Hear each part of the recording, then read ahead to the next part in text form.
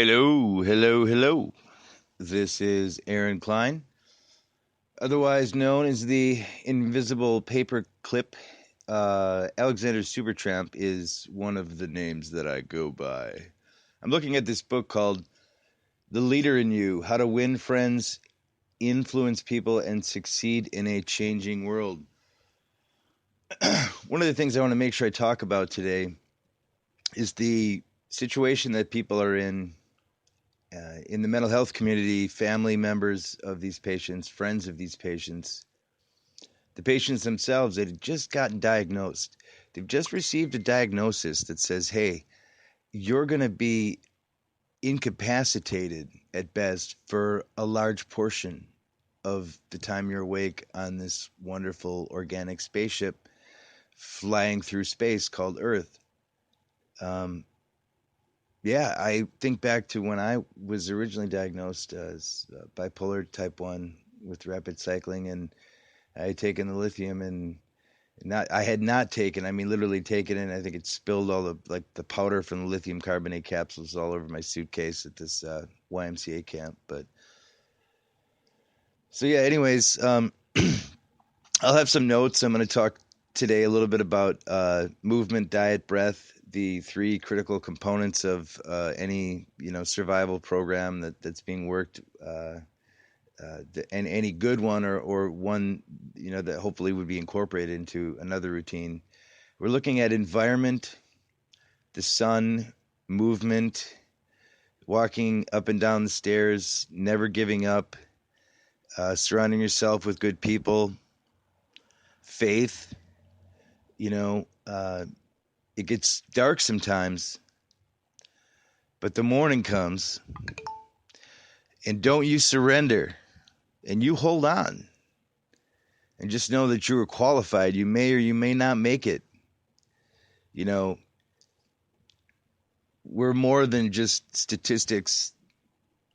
We're human beings. We have spirits and hearts, and we want to be well and want to be happy and want to do the right thing for the right reason for our family members. And sometimes it just doesn't work out like that. And I've had some interesting experiences recently with people that I thought didn't really understand me, and it turns out I was the one that was putting the block up. My I have a relative who will anonymously be called Tiger Woods the Third, or the Bear after Jack Nicklaus, or maybe Sam Snead. You know who you are if you're listening to this. But anyways, this individual, this human being, has literally laid his life out on the line you know for the family. So it's pretty amazing. Sorry if I seem like I'm a bit emotional. That's just how I am when I'm breathing and conscious. So other than that, I'm not really. But yeah, I wanted to talk about the leader in all of us, and how motivational speakers and listening to positive messages on YouTube from different people, like motivational speakers such as Jim Rohn, Les Brown, Brian Tracy, Terrence McKenna, Jack Cornfield, Ram Dass, Baba Ram Dass, Alan Watts. There's a plethora of people, and I love to say the word plethora because it makes me sound kind of hippie-ish, intelligent, like one of the models that I would conveniently fit into. I think my cat wants to come in, so I'm going to let him in. Do you want to come in? Hey, buddy. Hey. Hey, sorry about that. Say hi, Jerry. Of course, he won't say hi now. I'd let my cat in. Well, I can't believe we already did 5 minutes. So I was just going to do a quick intro. I'm not going to talk about Trump, because anytime I think someone utters that name, there's a certain energy that just gets thrown out, and we'll see what happens. I'm not gonna call or re-raise or anything like that right now. I'm just gonna see what happens, see what's gonna go down.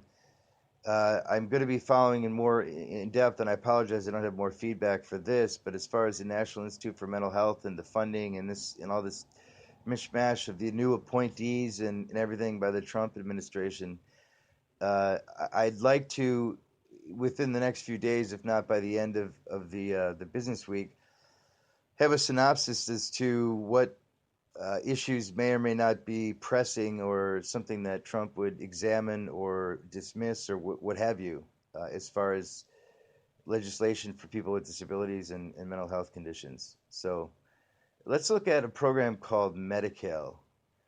And a lot of people don't realize this, but the first like socialized medical like treatment plan put into law, put into place, one of the first ones was in Massachusetts, and it was the Mitt Romney was a Republican governor, and anyways, to make a long story short, a real long story real short, Medi-Cal, the insurance and the money that California pays in for human beings to be able to keep off the streets, keep their nose clean, have a place to stay.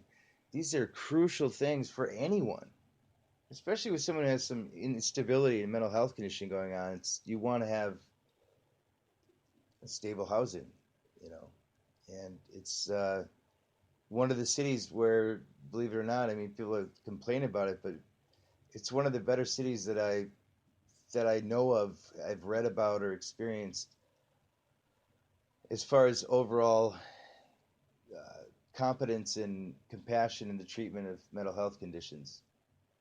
God forbid I would ever end up going in other parts of the country that I would never visit anyway. But so this insurance pays for, like, if I didn't have these benefits, I wouldn't be able to get my medication. I wouldn't be able to function. I'd probably be out on the street. I don't know what I'd be doing. It wouldn't be where I am right now, relaxing on a Sunday evening. So I don't take this stuff for granted. Like, one of the things I revisited today, like, accidentally came up on Facebook it was the last post, like, 2 years ago, or like, the memories thing. You guys know what I'm talking about. So anyways, I go on there and I realized once again that there's this thing called ultra radiant cycling with bipolar disorder, and essentially it's where someone's always in a state, to the extent that they're always experiencing symptoms from either one pole or the other or both, and never truly symptom free. And I think that's why I love the band Fish so much, and why I've seen them in 17, I've traveled to 17 different states that I've seen them play in, and it's about a total of 71 shows, give or take. When I've been there throughout my whole life, I've never had those symptoms, and when I'm in love with someone that I'm in love with, a lot of the symptoms go away. It's a weird kind of I guess there's a way out.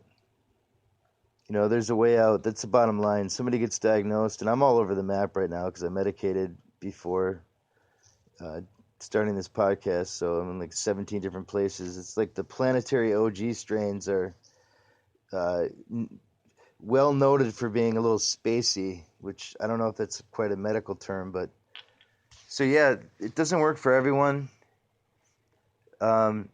If you find someone that you meet and your heart is snapped in two, and you happen to run into that person, and when you talk with them, they make you smile, or you think of them, or you like get a text message from them, and it makes your day.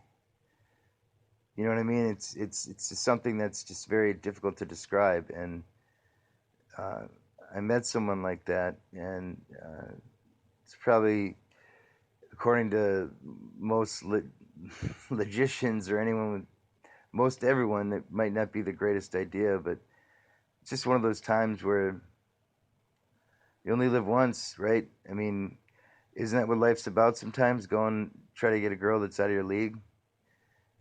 It's the thrill of being alive, of taking risks, and